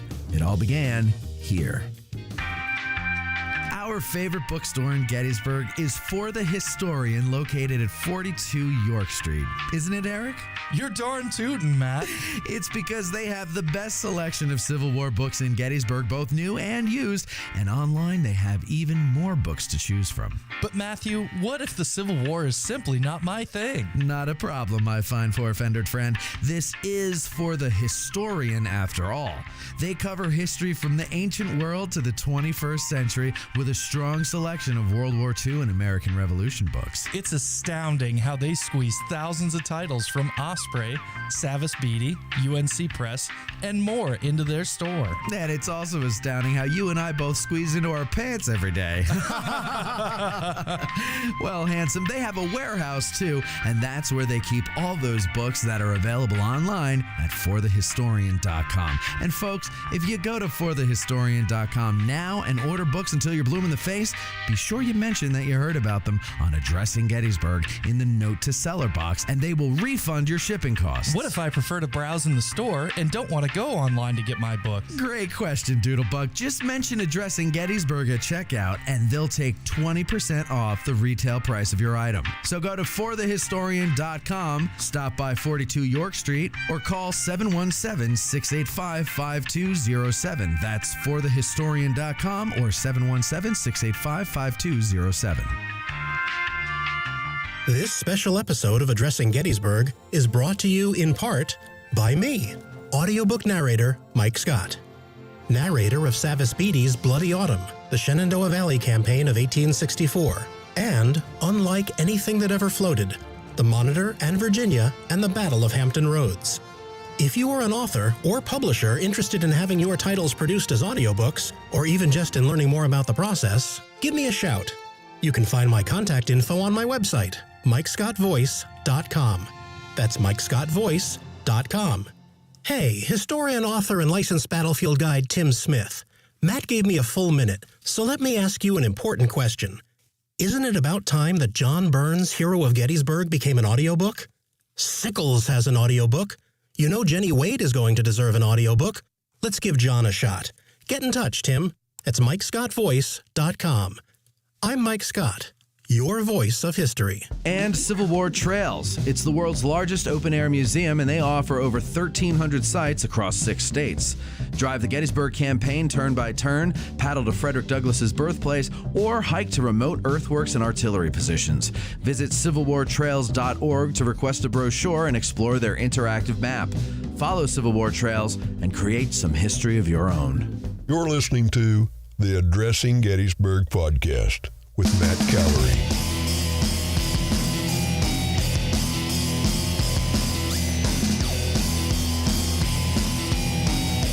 Was that a ghost? Nah, ghosts aren't real. You're back with Addressing Gettysburg today. Here's Matt. All right, this segment is brought to you by the Addressing Gettysburg Roadshow, which is presenting our first outdoor recording session with special guests Gary Edelman and Tim Smith, celebrating the 25th anniversary of their Devil's Den book. Ticket sales close on August 8th, ladies and gentlemen. August 8th, so don't delay. That's Monday. Don't delay and miss out on meeting fun people, your hero, and Gary and Tim. Go to the events tab on addressinggettysburg.com and you'll see it right there at the top, and go ahead and get your ticket. We do still have 2 tickets available to win for free, so we hope that you'll call in and well, you know what? Just call in. I'm going to ask you a question, and if you get it right, you get the ticket. That's it. You don't have to dazzle us. Don't worry about that, because I know when you say that, then people are like, well, I don't know what to do. No, call in. We will come up with a question, and, you know, that'll take care of that. All right, so let's see. What was the other thing I was going to talk about? I said I'll wait till after the break. Oh, it was the tickets. Yeah, you waited until after the break, so and here we go. We have no idea. I forgot. Yeah, no, that's all I wanted to say was that we're closing out the ticket sales, and the reason we're doing that is because I got to give final numbers to the Farnsworth House and all that jazz. So we need time to now prepare for what the final number is going to be. So. Is it so? I bought my tickets like when they first came out, and I haven't really looked recently. Is there any update on like what's the menu? Is it Farnsworth House menu, or I know that at one point you were talking about a barbecue, and then I don't know. Frog wall will be served, as will a moose bouche. Yeah, no, we're doing barbecue. Cool. Eric and I were briefly talking about the possibility of him doing ribs, but then I was like, well, here's the thing. Ribs, everybody loves ribs. If you do ribs, are we going to have enough for, you know, those people? And then also, then it's kind of like up, you don't want to like mess with the Farnsworth House's, you know, thing. And plus, it's probably expensive, ribs. Sure. So there is that. But it is still a barbecue. It is still a barbecue. Hot dogs, burgers, things like that. You got your beer. You're going to get your ticket gets you a free drink. Cool. And the food and the show. And that's about it. We're going to have a game show like we did last time. And I think the grand prize is an autographed copy of Gary and Tim's book. And then I'm looking for some consolation prizes. I've been trying to get a hold of Larry For the Historian, but I can never get a hold of him. Every time I go in there, he's not there. And I sent him an email to call me, and you know how he is with emails. Yeah. So wait, you have his number though, right? I do. Okay, his cell phone. Yes. Yeah. So okay, I'm just going to call him directly You if you don't? give me the number. I don't think I do. I have his I don't know business if I feel number. comfortable giving. He gave it to me when I worked there. I don't know if I should be like giving it out. Yeah, I know. I'm like, I don't really know if I should be giving it out. You could have this, but don't give it to Matt. Well, whatever. Maybe you could call him on my behalf then, and say Matt's looking for consolation prizes. Yeah. But yeah, so that's what's coming up there, and it's going to be fun. Really, ladies and gentlemen, like we have fun when we all get together. We've got the Get Out of the Car tour that morning, and then the show later on in that night. And Gary and Tim, you all know, are very fun to listen to talk, and I'm looking forward to it because I won't need to do much hosting once I get them going. Yeah, just leave it to them, and then I can sit back and relax. I might go sit next to the cardboard cutout of Cam in the audience. So please join us if you ever felt like it. Don't be shy. Get a little closer with Arid Extra Dry. All right, let's get on with it. Let's get on No with callers? You doing? Oh, let's see. Do we have any callers? Does anybody want? No, nobody wants the tickets. Nobody wants the free tickets. All right. Well, I'll keep an eye. News or events first? Yeah. Right. She's the gal who knows what's going on, so take notes. There's a test at the end. Here's AG Today's lead anchor, Veronica Brestensky, with news, traffic, weather, sidewalk conditions, and what's happening this weekend. I must have all possible information. You sexist bitch. Wow, Ronnie. All right, Ronnie, what's in the news? What? I would like to say I have to watch what I say here, but like that's kind of flies in the face of a. Well, then there's no talk show kind of- comedy if right, you don't. Exactly. Yeah, you gotta. Like, you can't watch what you say Yeah. because then where would we get this You sexist bitch. or this? You bitches up for food? This is my That favorite. technically wasn't part of the show. You were still That was recording, after, and yeah. I was goofing around, and then heard it the next week. I'm like, oh my god. This is my favorite. Zabawa? I don't know why, but that just always cracks me up when I hear it. All right, Ronnie, what do you got in the news? There? So actually, this is not like a current event, so to speak, but it was in the newspaper recently, and I just found it completely fascinating. Are you aware that there's an unsolved homicide in the borough? Did you see this? Yeah, In the from borough? like the 80s or something? 1986. Yes. All right. A 79-year-old gentleman by the name of Ivan Darling was found dead on Christmas Day, 1986, in a house in the 500 block of York Street. And I'm not going to say the exact address. It's still standing. Well, he's not there. No, he's not. But it's in if you guys are interested. Oh, because then you get those it's just people like, that it's like weird. the I don't know. macabre, and they'll go, yeah. But the newspaper had a really interesting article. Apparently, that house pretty much has sat vacant since the incident happened. See, now I really want to go and look. Right, so that's like, what, 34 years ago? Wait, what 36 road? years ago? On York Street. 500 block of York Street. I think I know which house it is. It's like Lee's Buffet is on York Street. No, it's farther down than that. There's the gas station across the road, and there's a whole strip of houses across from the gas station. It's one of those houses there. Not the Exxon. Yeah, is that what it is? Not with the with Sunoco, service not center? the one no. on the Apex. Yeah, no, Okay. the Exxon Yeah. with the service center. So anyway, I don't know why this made the news exactly now, but I hope I get the facts of this straight. So the house ultimately goes to what we believe is his stepson. Once he's dead and everything, his stepson was in the military, U.S. Navy, became a member of the CIA, retired, and then passed away himself in 2021. The article wasn't very clear, but it is apparent that the stepson did not live in that house after this homicide. Apparently, his mom kept letters from the stepson's service in the military and things. They said these people that ultimately got access to the house, they were cleaning it out earlier this year, I think in April and May. They spent like a good full month cleaning out this house, and they basically described it as a time capsule. Yeah. And they said there was like the calendar still said 1986. There was food in the refrigerator from 1986. Wow. Oh, God. but the house was in severe disrepair. I mean, they said there were things in the attic like bats and things like that, like squirrels and all kind. It was just really, really dilapidated. But apparently, these folks, it's the Trait family, moved in recently, like to the area, and their landlord purchased this house somehow. The house in question. So they volunteered to clean out the house, and the side story with them is they really apparently. I just want to make sure I'm not saying the different names wrong.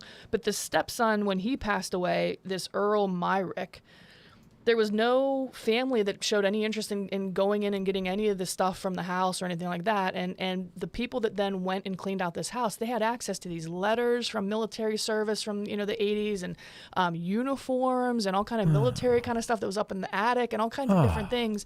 The upshot is, I guess the DA's office got word that the house was being cleaned out because the landlord purchased it, obviously with ideas of flipping it, renting it out once it was cleaned up. But the DA's office here actually recently went and cut out a portion of the blood-stained carpet from the living room. Oh, so it was still... Everything was intact. Oh, they said there was God. still blood like on the chair and everything where they think he was found. I mean, they said there was nothing, like certainly there wasn't a murder weapon or anything, like no signs of the investigation at all. But there was definitely still like blood on the carpet, blood on the chair, those kinds of things. And the DA's office is basically now saying, well, we had access again to it. We cut this stuff out for DNA comparison. Obviously, advancements have happened quite a bit in the last roughly 40 years. But they're going to open it up. It's been a cold case all this time, and they're asking anybody if they have any kind of information about what could have possibly happened. They think, even though he was found on Christmas Day, they think he was probably killed somewhere between like the 20th and 23rd of December in 1986. But it still remains an unsolved mystery. And the fact that the house was basically like a time capsule for this long, right. I just that article just really fascinated eerie, me. Yeah, but I like that though. Yeah. And the blood stain. So I would have thought by 1986, even though the DNA technology wasn't there, that they would have known to take that swatch of carpet. I don't know. I don't know how. I mean, certainly the article didn't get into it. I don't know how much blood. I don't know if they did take samples or whatever. But this article said that the DA's office was quoted. DA Sinnott was basically saying that they're going to. Law enforcement will say that any cold case is never closed, right? Right. It's always in the back of somebody's mind. It's always a potential file on the shelf. But for all intents and purposes, it's called a cold case because there's not too much they can be doing. Cold, yeah. So, but they're going to actively try to come up with. Remember that show Cold Case?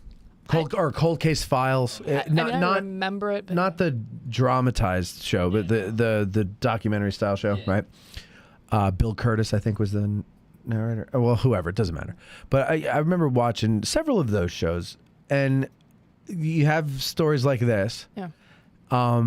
And whatever makes them reopen it. And as they're investigating it, somebody goes, well, yeah, now that I think of it, Reggie used to brag about killing some old man at a bar, about 20 years ago. And well, who's Reggie? You know, oh, I don't know. And then they got to find who Reggie is, and then they find out who Reggie is, and then it ends up being Reggie, you know? Yeah. And he confesses or something because he was living with the guilt or whatever his whole life.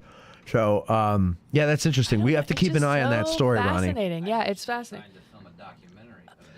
Oh, well, that was as she was talking about it, that was going through my head. I'm like, nah, I got too much on my plate. Well, I think unfortunately now it's a little bit after the fact, because the article did allude to the fact that the landlord that purchased that house with intentions of doing whatever with it ultimately realized once they cleaned it out there was just too much structural damage. So they got to tear it down. No, apparently somebody else did. He sold it to somebody else who's apparently now in there, and they flipped it and cleaned it all up. Oh. And there are new occupants in that house. I really wish I had seen what it looked like when they first opened it. There are some pictures. There are some pictures of the interior, like the guy that was in there helping to clean. He had a picture of like what he thinks is the chair where he was either found or killed or whatever. Obviously, it's not bloodstained, but it's like a picture from before, and there were some items that he was kind of going through and some different pictures. But when I read the article earlier, it reminded me it's very similar to the Shriver house, right?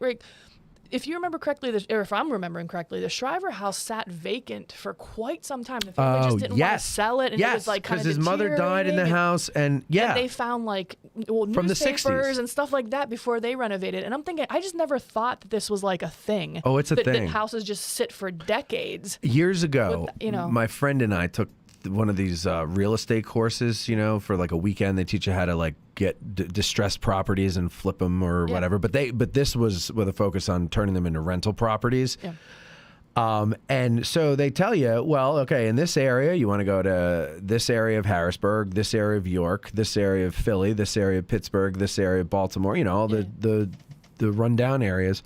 Because you can get a whole house for like $3,000. It has no floors or roof because it's all collapsed into the basement. Right. But like, that's what you do. And then you fix it up. And all right. So we went looking at these houses. And one of them, it was like people just up and left randomly. Somebody just said, we all have to leave. And then everybody just stood up and left. They left their jacket on the back of the chair. Like there was a McDonald's burger on the table with like 2 or 3 bites taken out of it. It wasn't rotten. It wasn't moldy. And I don't know how long it's been sitting there, but it wasn't a couple of days. Like it's been there a while. Everything was just left. And then they just up and left. And then I found an artillery shell on the roof of the garage, which was cool. Modern artillery, not Civil War. And but it was empty. There was nothing in it. But the point is, people do. Yeah. People do. I mean, I guess, like, I don't know. I try to think of my situation, right? Like, literally, my family is my mom and I. Yeah. Right? And if I die unexpectedly and she's around or something, like, well, she's going to Florida and leaving the house the way it is. Right? Yeah. I mean, I'm trying to think of, like, these scenarios where that would actually, like, no family, nobody was interested for almost 4 decades in getting this stuff. Like, even just selling the property. Well, who wants like, a house with a blood stain on the carpet? Right, but then clean it up and sell it. I don't know, I don't, there's value in those things. And I just don't, it's fascinating to me. It's just really wild that people are just like, oh, see ya, like. I don't know. Anyway, this struck me for all kinds of reasons. Well, you got to keep. You get the unsolved murder and. Get your news department to keep an eye on that story. Let's follow that story because that's an interesting. And one. Any volunteers that are still interested in this, Eric at Addressing Gettysburg. That's right. That's right. Hey, speaking of documentaries, though, have you seen this new one on Netflix called "The Most Hated Man on the Internet"? I saw the preview for that the other day. I haven't watched it. Oh my God! I just started watching it. Have you seen this? Holy I've Lord! never heard of it. No? Website. What was it? What was the website? Is anyoneup.com or something like that? I don't remember that. It was. I don't want to go into detail because this is supposed to be a family show, but like. By the way, happy birthday, Jacob! Yay, Jacob! Okay, now I'm not going to tell the story. Just yeah. Thank you. Thank you. All right, go look it up yourself, folks. Adults only. What's it called? The Most Hated Man on the Internet. It does look pretty intense, man. I watched the preview. It came on after my wife and I had finished watching a true crime documentary, and it was about. Which one did you? What was the Night Stalker. Oh yeah, I saw that one. It was pretty good. But after that, the ad for this show came on. Netflix will pop up. Yeah, right. And she got up. She went to go do something. I stayed. I watched the whole. I've never watched the whole trailer for this show. Yeah, me neither.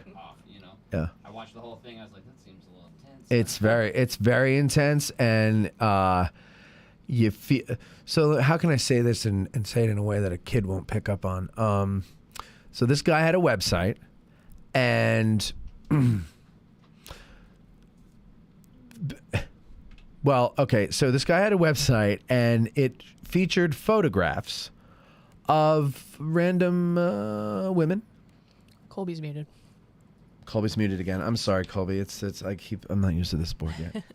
Okay, so it's got so he's got this website. It's got pictures of ladies in Private ones. Private photographs of ladies that they couldn't figure out how the hell it got there. Oh wow. And an intrepid mother of one of the victims said, we're going to get these taken down. And the website said, if you want any of the photos removed, just send us a message here. But the guy running the website was like, no. And so at the time there was nothing that they could do about this. But she wouldn't give up. And then she kind of had a sense, the daughter also had a sense that she'd been hacked. Her email account had been hacked. And then more victims started coming out, and then somehow they all started talking to each other and everything, and they all had similar stories about their accounts being hacked, and they're locked out of their accounts, and then they can get back in, but then the shit hit the fan. And this guy, I'm not finished with it. It's several episodes, I think, or maybe it's 3 episodes. I don't know what it is. But this guy's a sociopath. Like he's a nut. Because of course he wanted everybody to know who he was and what he was doing, and he was unapologetic. And he was like, they're not, I don't really see them as people. I don't know these people. So it's like, okay. Yeah. But then there's one girl who I had a hard time sympathizing or empathizing with because, well, you have to just watch it. You got to watch it. Yeah, and she's very early on in the first episode. She's the second girl I think they talk about, and just go by her name, and then. Okay, so a friend of mine put up a meme I don't know, maybe a couple of days ago. There were pictures of 3 people. This girl was had a very provocative nickname. Wait, hold on. I'm gonna mute my microphone here and say it. Yeah, and I had no idea what she was Get out of here. That was her That was her name? Yeah. Yeah, referencing, and I'm like, because she said something about the 3 best people on Netflix right now or something, and there were 2 guys and this girl, and I'm like, what is going on? I didn't know what she was talking about. Okay, so because I was wondering as I was watching, I'm like, is anybody else thinking this girl is kind of an idiot? Okay. Dude, who chooses that as their name? They're No, she didn't choose it. She didn't choose it. Oh. But she didn't. You just gotta listen to her tell her story, and then you can just sit there and scratch your head and go, okay. We're finishing up The Staircase, the HBO version of The Staircase, which is kind of a little bit interesting. Is it good? It's a different take because it kind of claims to show the family's perspective of what was going on while the investigation and trials and everything were going on. And it actually gets a little bit into the filmmakers that actually did the documentary of the homicide. Okay. Or the crime. Trial and all that. One of the editors ends up getting in a relationship with him, Michael Peterson, all this other stuff. So we're almost at the end of that. So really? I didn't know that. I didn't know either. But okay. We're gonna end up getting into this most hated man on the internet. So check that out. All right, let's just take a call here real quick. Is this Nathan? Ethan. Ethan. Okay, Ethan. Ethan. Hello, Ethan. How you doing? I'm just checking in to see. I remember I was watching your Porchside chat, and you mentioned about people making calls in. I actually tuned in last week, but I was so Ethan invested in. This is Ethan. Yeah. Okay. How you doing, Ethan? All right. So you want to win tickets to the show? Is that what you're saying? Yes, I need any. I missed Gettysburg. I went there when you were out of town, I think, unfortunately. But I want to go back.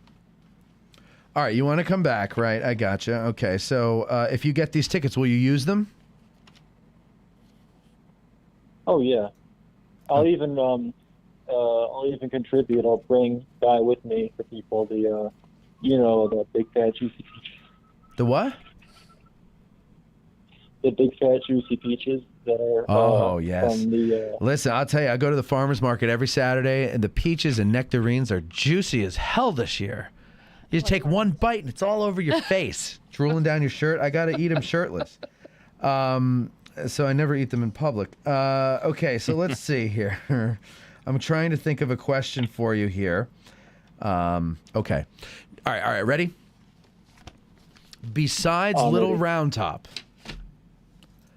name 3 hills at Gettysburg, on the Gettysburg battlefield, in the National Park. 3 hills. Culp's Hill. That's one. Big Round Top. That's another. Cemetery Hill. All right, very good. Hey, Ethan, you got it. Very good. My relative was on Cemetery Hill. Oh, yeah? And Butterfield. All right, so you've got the tickets. I know who you are, so I'm going to send you a message privately. Probably maybe by Sunday night. I got family in town tonight, and then they're leaving Sunday morning, so I'll probably take care of things Sunday afternoon. Follow up with him, Ethan. Yeah, follow up with me. He has switch days for memory. In other words, you have to remind me, okay? Will do. Thank you. All right, you're very welcome. You're very welcome. awesome. Congratulations, Ethan. And See you on the 20th. looking forward to meeting you and your friend and eating peaches. Thank you very much for that. Have a good one, Ethan. All right, and we got another one here. Now, this can't be right. This can't be right. Is this Cam's big sister? Get out of here. Why, yes, it is. It is? No, it isn't. Oh, this is September. It sure is. How do you know? I recognize your voice. Nice. How y'all doing? Good. How are you? Very good, thanks. Okay. Well, you got. Yeah, Ron put me up to saying that. So. Oh, okay. Are you doing your impression of Cam now as a sister, or do you actually have something you want to talk about? Are you coming to the show? This isn't. Well, I was calling in to see if I could get some tickets, but you just gave them away, so I guess I missed out. Well, no, don't worry, because Ronnie went ahead and bought some tickets, so I can give you 2 more free tickets. Is that what you guys would like? Oh. Well, now you got to win them, though. You got to win them. I mean, we don't expect anything. No. I have a question. Can I ask the question this time? time? Go ahead, yeah. Why was Brian on To Catch a Predator? Dude, I saw that and wanted to ask the same thing. When we were talking about documentaries, Brian was like, I was on To Catch a Predator once with a smiley face. I'm like, not just a smiley face, a smiley winky face. Please tell me that he was an arresting officer. I have absolutely no idea. I didn't think he'd ever been on To Catch a Predator. Oh, no. We just ruined your marriage. I'll have to ask him about that. Oh, yes, please do. No. We've been married for 27 years. You're not going to ruin this. So. Well, maybe Chris Hansen will. So you've been married. You've been married. Have a seat. Take a seat. You've been married for how long? All right, ready? I got a question for you. Now, this is going to be a serious question, and the answer is going to win you the tickets if you could do it. Ready? Here we go. Who is the most attractive man on this show? Hold on, let me get all the cameras up real quick. I don't mean particularly today's show. The most attractive man on the show? The most attractive man in the Addressing Gettysburg show world. That could be guides, that could be hosts, producers.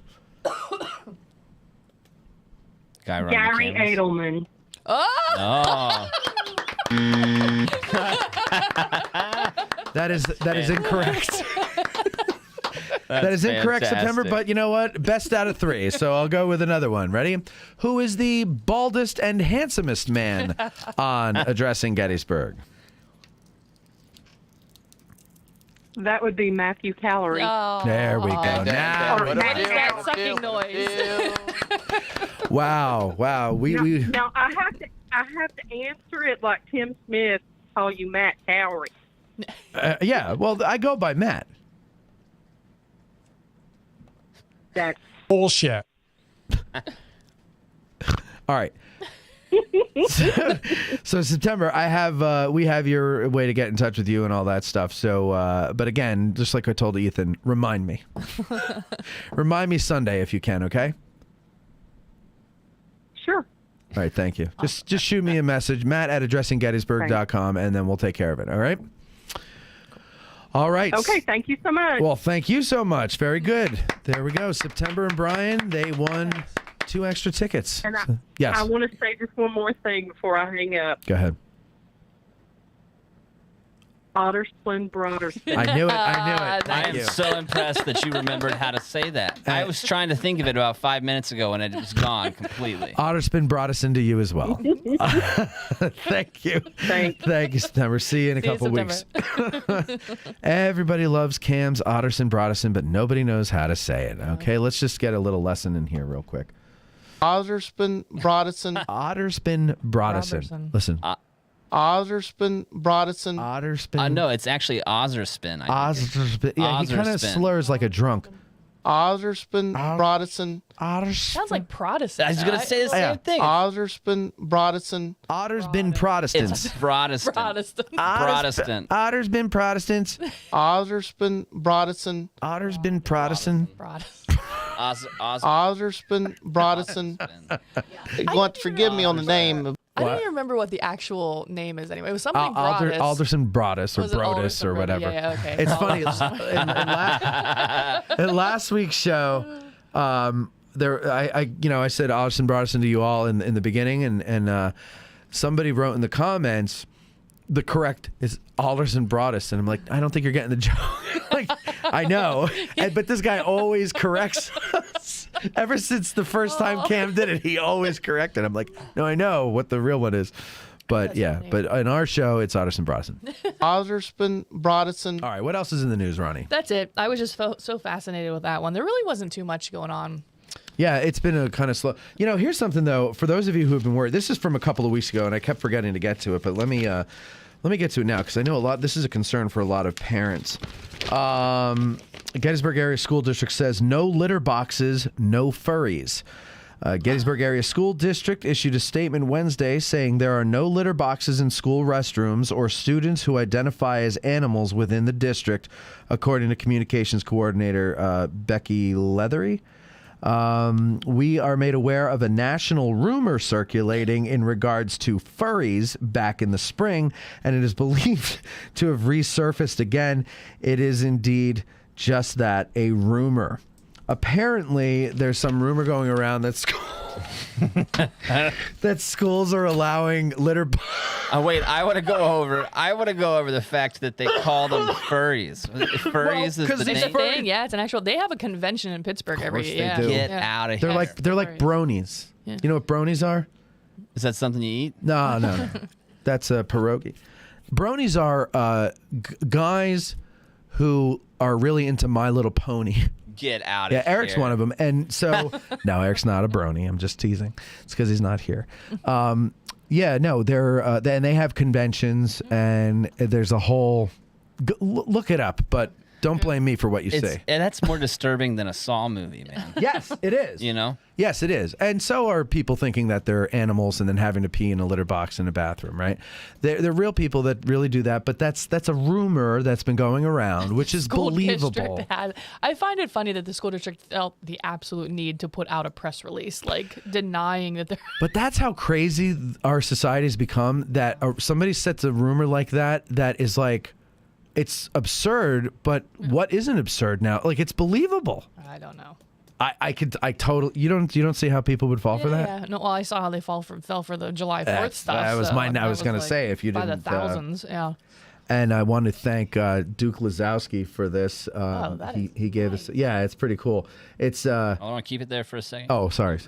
Yeah, go ahead. Get a full shot there. Nice looky there. Looky there. See that there, Abe? Mm-hmm. Okay. And that is it's done with it's burnt. Yeah. And it's a computer did it. Wow. It just burns it right in there like a laser or something. See Yeah. that? So that's listener Duke Lazowski that sent that in. Really? Thank you very much for that, Duke. All right. So do you have anything for? Yeah, there's some events. There's some events. Really neat. Yeah. It is a pretty cool thing. I love woodwork is cool.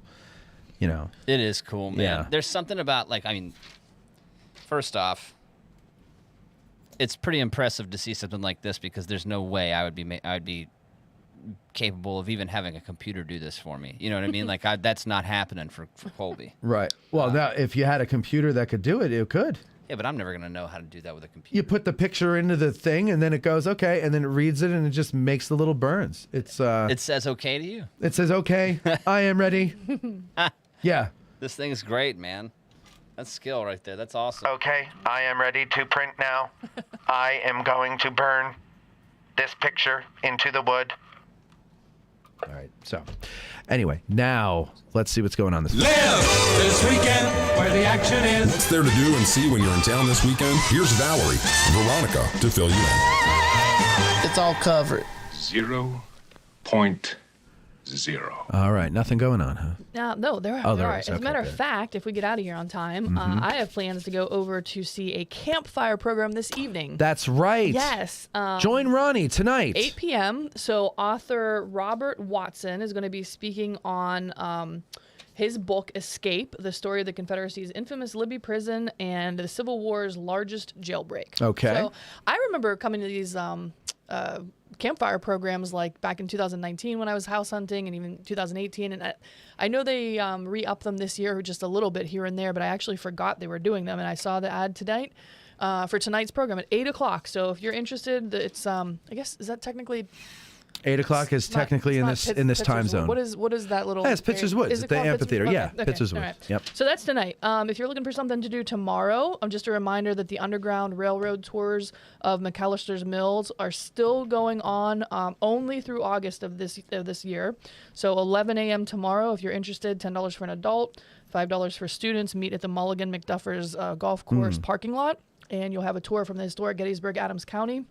I would imagine that if you have a bad back, you don't want to be doing Underground Railroad tours because of all the bending you're going to have to do, the crouching. Funny. It's not really an Underground Railroad, ladies and gentlemen. But you do get to see the ruins of the McAllister Mill, and it's kind of a neat. I did the tour last year with Deb Novotny, and it was actually a really interesting kind of thing. We only have a couple more weekends left for that. Just a reminder that this Saturday is another evening with the painting from 5 to 7. There are still tickets available through the Gettysburg Foundation. Sue doesn't do them anymore. No, she retired. What a crime. What a crime. But I think her co-author of the book, The Cyclorama, Okay. Chris Brenneman? Chris, Is that his name? Chris something. I Sorry, believe I it apologize. is. I'm pretty Forgive sure me. he's the one doing them now. Sue's not doing that anymore. No. Dude, I'm glad I got to see her. I then know. When you Yeah. guys Oh, hooked me yeah, up. that's Sue, right, last Sue year. might be one of the best presenters I've ever seen in person. She's fantastic. Yeah. I love her. Yeah. Yeah. But if you can't make this Saturday, there's also September 23rd, October 15th, November 26th, and December 10th, rounding out this year's presentations of Evening with a Painting. So those tickets are all for sale. Just a reminder, I talked about this last week, and I'm kind of bummed out now that I will not be able to attend tomorrow because I'm going to be volunteering at the blacksmith shop in Caledonia. Thaddeus Stevens Blacksmith Shop is going to be open tomorrow from 2 to 4. So if you're in the area, come on by Yeah. and just see the Should they bring you historic lunch? building. Nah. A hoagie? Nah. Should I bring you a hoagie? Yeah, maybe some juicy peaches. Okay. But anyway, if you don't want to come out to Caledonia, give the Spangler Farm a shout because from 12:30 to 1:30, Dave Melgy, previous CEO of the foundation and board member of the Gettysburg Foundation and friend of the show, is actually going to be displaying some of his personal artifacts that he has collected regarding Colonel Eliakim Sherrill, who was ultimately mortally wounded here and treated at the Spangler Farm. That should be a really interesting presentation. I'm very bummed out that I'm going to have to miss that. But Yeah. that's tomorrow from 12:30 to 1:30 at the Spangler Farm. And there's living history and stuff going on as well there. In terms of, so this Tuesday, this is just a random kind of thing, but Historic Gettysburg, Adams County is presenting one of their 7 p.m. free lectures, and it happens to be our friend Deb Novotny. So it's 7 p.m. on Tuesday, August 16th. And I'm sorry, that's not this Tuesday. That's next Tuesday. That's next. Yeah, next Tuesday. Yeah. But anyway, on August 16th, Deb Novotny is going to be talking about the stories of soldiers north and south that either captured or defended the flags, the regimental flags. That's a big deal, obviously, in battle. And it's a free lecture. So the GAR Hall on Middle Street, I think it's or High Street, Middle Street. No, middle. Free presentation, 7 East p.m. Put that in your calendar. And while you're planning ahead for next weekend or next week, next weekend is the Savis Beatty 2022 author meetup. Friday they're doing 4 tours down at Antietam Battlefield. Saturday there are 3 a.m. tours at Gettysburg. Here. 4 tours in 7 days from now. I don't know what that means. Because you said 4 tours, and I said 4 score and 7 years ago. 7. Okay, gotcha. I'm sorry. It's all right. You were in the middle of something. I was. And then Saturday, there's 3 morning tours of Gettysburg, the battlefield. And then in the afternoon, there's going to be presentations at the Heritage Center here. And then Sunday, there's going to be a meetup at the Seminary Ridge Museum with authors presenting and signing books, et cetera, throughout the weekend. So if you're interested in that, there are still a couple spots available for that. That's at Savis Beatty. That's the publisher. I'm sure we all know or familiar with them. But go head on either to their Facebook page or their website and look into that. I think it's like $25 a person, maybe $40 a couple. So it's actually a really good deal to get all these tours for the weekend and some meetups and things like that. So for now, I think that's all. I'll talk about the other stuff coming up further in the future when we get a little bit closer. He even let those little kids touch his pretty extended nipples. All right, Ronnie. Jeez. Ronnie. That's the first time I've heard that one. Oh, my God. Now, so we're not. I know last week we said that we're gonna try to decide. How long did it take you to piece that together? You know what took me the longest was finding which Extended show. Nipples? Yeah, I couldn't remember which show Extended Nipples was in. You know what? You got me involved in that. I didn't even know that because you texted them one day and you're like, "What show were we talking about, Eric? What date was that? Were you talking about Eric's No, you were leather? talking about the dogs. Oh, That's the what. dog. Yeah. I had that was one where you got a May and May. Look, I helped you find that. Oh my God. Yes, you did. I can't believe it. You played me. I know we said that we're going to talk about where we're going to go to dinner at the end of every show so that if you're in town, you could join us. We're not going to be doing that tonight. Ronnie is going to the campfire thing. I have family in town. So we won't be joining anybody for dinner tonight and all that other jazz, but we will typically do that every weekend. Although Ronnie will not be here next week. Is that correct? Yes, I was. So she's doing the Savis Beatty tour. So if you see her down there, say a happy Alderson Broderson to her. And come up with a handshake for that. Oh, we Broderson? do. Yeah, we should. Alderson Broderson. Hey, Alderson Broderson to you, sir. It sounds like what a really drunk college girl would say when she's trying to get away from a guy at a bar. You know, Alderson Broderson. Yeah, I don't know. I've never experienced that. You But don't even know me, okay? Alderson Broderson. Alderson Broderson. Get out of my way. Out of my face. Yeah, so that's the deal with all of that stuff. We're going to leave you now, ladies and gentlemen. And of course, I hate to do this because I do love our time together, but we've got things to do. We've got lives to lead. So we'll see you next week. Who knows who's going to be sitting in for Ronnie? Who knows? But we'll find out in about 6 days. So we will talk to you next time. Addressing Gettysburg Today is hosted by Matt Callery and Veronica Brestensky, Esquire. Produced by Eric, the producer, Moni. Applause led by Owen the Clabber. Guests of Addressing Gettysburg Today stay wherever they want. That's not our concern. To be a guest on the show, send an email to eric@addressinggettysburg.com. Addressing Gettysburg broadcasts from the Getty's Bike Tour Studios. Get a 15% discount on your next tour with Getty's Bike. I'm Huevos Grande, the voice of Addressing Gettysburg Today. Thanks for listening.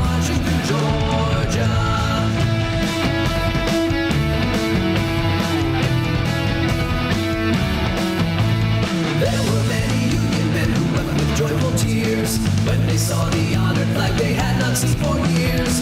Hardly could they be restrained from breaking forth in cheers while we were marching through Georgia.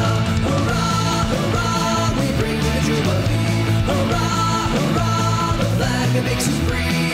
So we sang the chorus from Atlanta to the sea while we were marching through Georgia. While we were marching through Georgia. I said more.